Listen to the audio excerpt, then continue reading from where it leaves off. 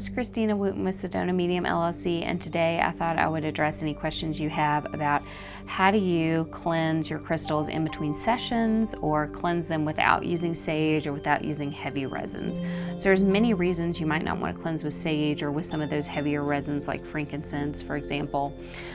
There's a lot of lung sensitivities that your clients may have, fragrance sensitivities, those sorts of things. You may be in a space that doesn't have any windows or doesn't have great ventilation. So those are things to think about as far as detractors from wanting to use sage or those types of resins. But there's many different options as far as cleansing your crystals without that. So we're going to start, my very favorite is selenite. Selenite comes in so many different shapes and forms, which is great. And selenite's a master crystal, so it's able to communicate with all of the other types of crystals, and it also has a very high frequency. It's sort of the bearer of light or bringer of light, if you will, and named that way because of its natural fiber optic abilities. So it channels energy really beautifully and well. So comes in many different forms. This is a tower or cathedral. You can have a polished wand. You can have something that's, more of a polished piece like this. You can have naturally cleaved wands, which sometimes can be pretty straight, so you could put crystals on top. You could have a slab. Those are really nice as well. So there's many different options. But the main thing you're going to do is first start by sending your gratitude and appreciation to selenite.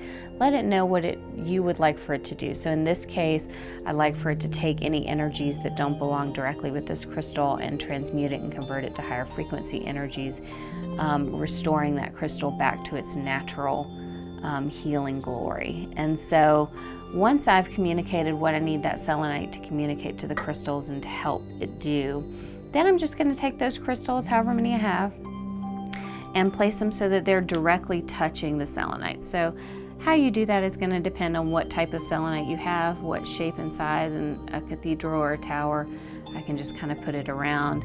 If I'm working with a wand, I might put one at one end, one at the other, but you just want to make sure that they're touching the selenite directly. And then you're going to come back and check for when that process is complete, and then your crystals are ready to use again. The only downside with the selenite there is that it's a little bit of a processing time, and maybe you have back-to-back clients or you have people that you really want to be able to use that exact crystal for your next go-round. So sound healing is going to be the best option for you there if that's the particular case for you. So there's a couple of different options with the sound healing. One is from the Angel Tuner Forks, is the crystal tuner.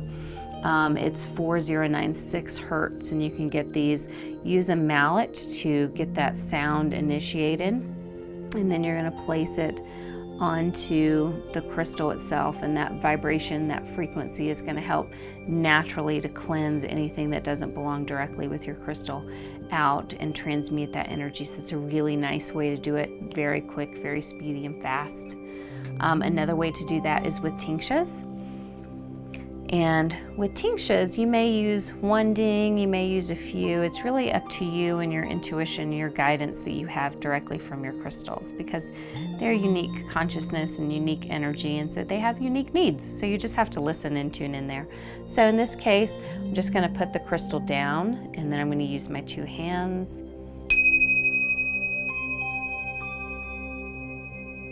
We just let that sound fully reverberate. And then when it dampens, I may feel the inclination to ring it again, ring it a third time, until it feels complete, that process. And finally, if you've been attuned to Reiki 2, there are several different symbols that can be helpful. In Reiki 2, the power symbol combined with the mental and emotional symbol can be wonderful. At Reiki Master level, you can use the Master symbol as well to help cleanse those energies and heal anything that may be hanging around or any kind of residue that's on your crystals.